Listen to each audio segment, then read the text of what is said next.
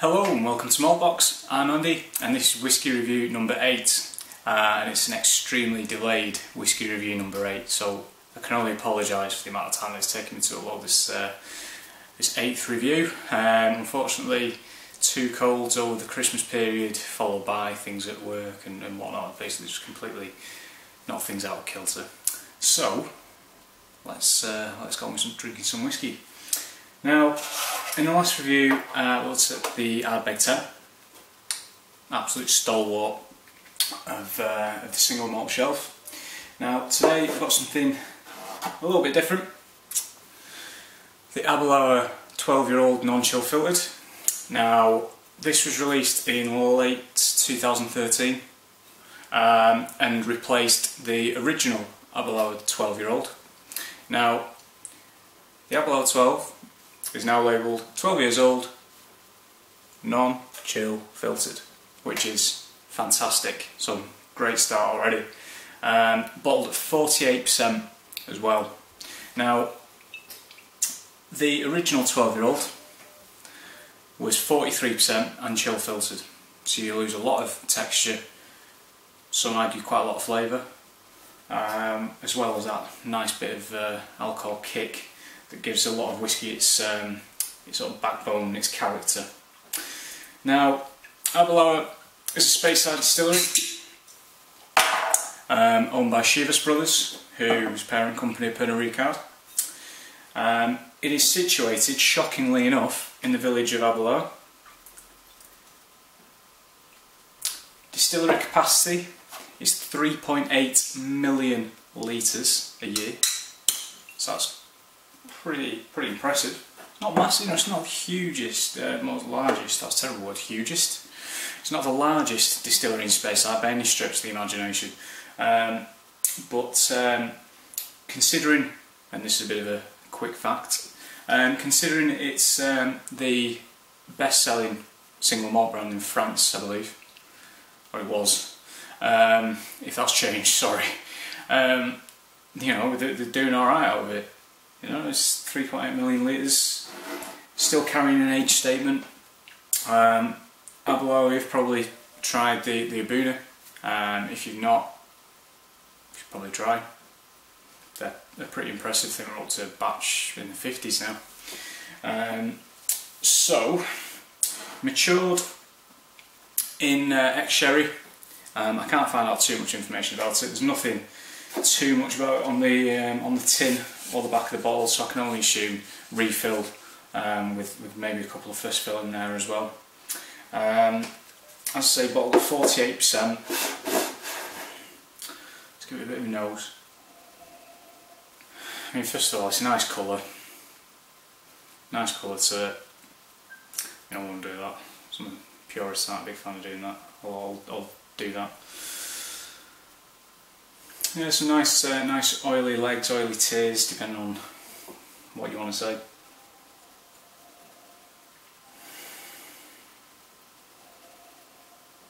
A lot of like fruit preserve on there, so it's quite strawberry jam kind of flavour. Some hazelnuts on there, sort of like granola, so you know, like cereals. There is the sweetness there as well from the sherry. I'm not going to say Christmas cakes. It's not. It's more like a Black Forest Gatto cherry kirsch kind of flavour in there in the background, kind of note.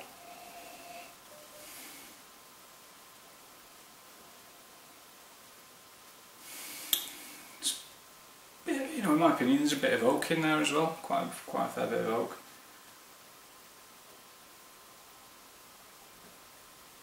I mean, the sherry profile is quite apparent, and you know, the colour of it, the fact that it's all, well, from what I can tell, again, all ex-sherry maturation, it's not really a massive surprise, is it?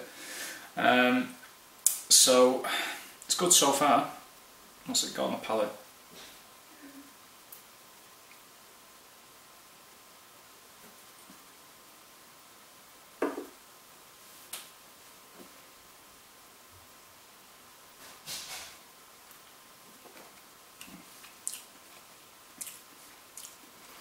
Lovely, thick, rich mouthfeel. engulfs the tongue, still sticking to my gums, still smacking my tongue. I'm probably driving you mad with it, sorry. It's rich, it's vanilla, kind of cherry, kirsch flavour still there for me. Chocolate, sort of a bitter chocolate shavings, cinnamon, nutmeg. Just go on with a sip.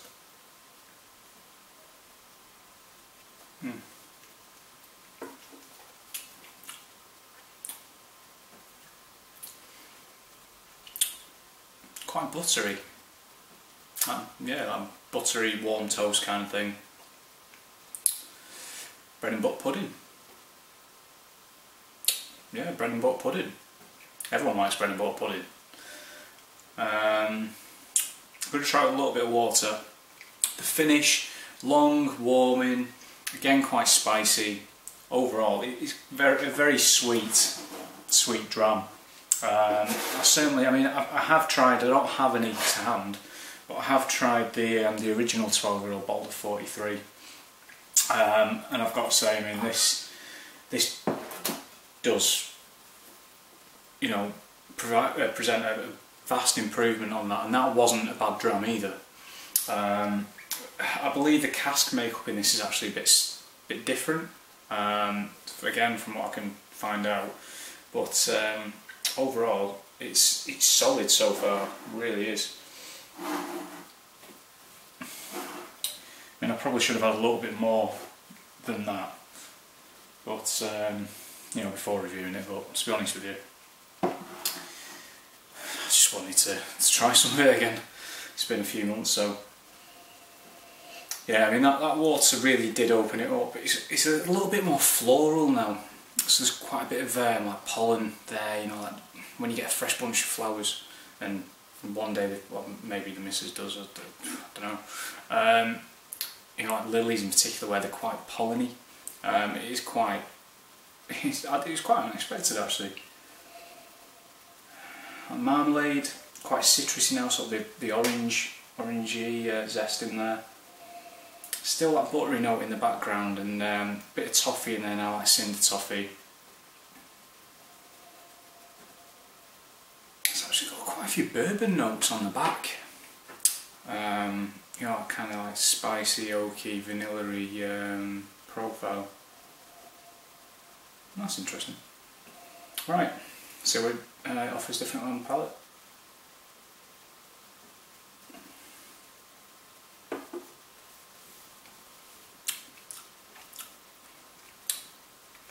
And it suffers for it a little bit. It's still quite a rewarding whiskey, you know. I mean, it's got basically a very similar profile to the original Palate.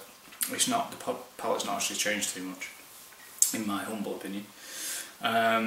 Again, sort of like a bit of creaminess in there this time though. That cherry element has tailed off a little bit, so it's not quite as tart, but I actually think it was quite nice. It kind of added to it a little bit, kind of cuts through the murkiness a little bit of that rich, heavy, you know, sort of like profile. It is more of a traditional Speyside, a chocolate cakey kind of flavour, you know, like rum salt raisins, that type of thing. Finish is still quite long. I'd say the finish is actually just as long as it was originally without any water in it, but I do think it's lost a little bit of punch. And I think, in all honesty, you can kind of tell why they've actually bottled it at this strength and not chill filtered it. So kudos to them. So it is actually a really nice whiskey just as it is. And on that note, it comes in at about 40 quid RRP. Some do it 45, some do it 35, depending on where you find it. I actually got quite a good deal on this in a supermarket called Booths, which you can find in Northern England. And I got picked this up for about 25 quid, I think it was. It's about just over a year ago. So pretty good price really. And with that in mind, I mean, the score that I'm going to give this whiskey is 87 out of 100. I think it's well worth the price tag.